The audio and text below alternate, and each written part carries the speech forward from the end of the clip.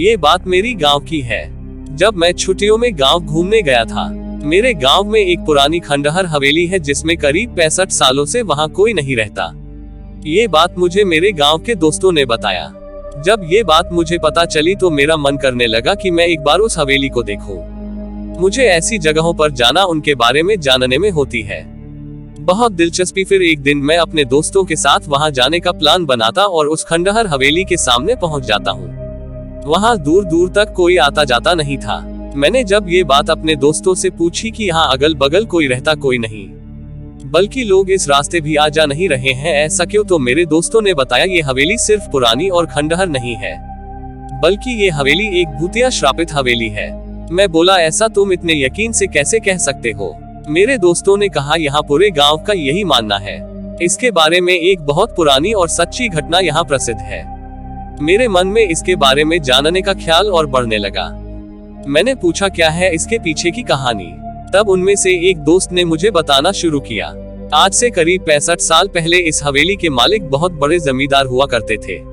उनकी एक पत्नी भी थी जो बहुत सुंदर थी। उनका नाम सुलेखा था।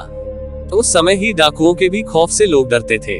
डाकुओं की टुकड़ी जिस गांव में भी घुसती थी उस गांव को पूरी तरह बर्बाद कर देती थी। एक बार डाकुओं के सरदार को जमींदार के धन और संपत्ति पर नजर पड़ी, जिसके बाद उसने जमींदार के घर डकैती डालने का सोचा।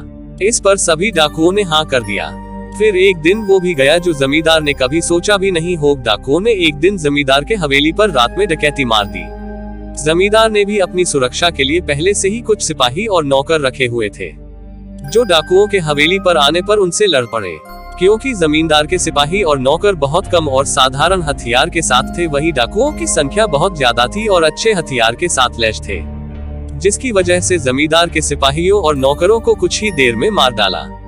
ये सब जमींदार देखने के बाद सोचा, इससे पहले कि डाकू हवेली का दरवाजा तोड़कर अंदर घुस जाए, उसे अपनी पत्नी और खजाने को छुपा देना चाहिए।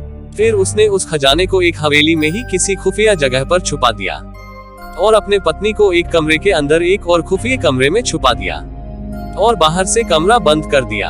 इसके बाद कुछ ही देर में डाकू हवेली का दरवाजा तोड़कर अंदर घुस गए, जिसमें जमींदार की मौत डाकुओं के हाथों हो गई।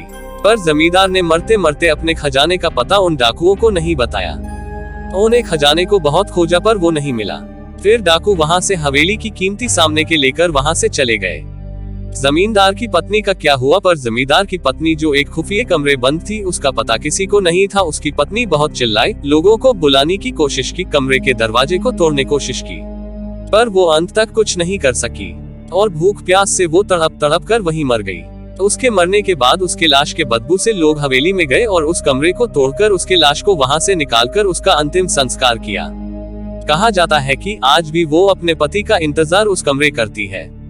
उसका पति कभी तो आएगा और उसे उस कमरे से आजाद करेगा, और आज भी उसे उसके हवेली में घुसपैठिए या उसके बिना इजाजत के अंदर आने वालों को सजा देती है।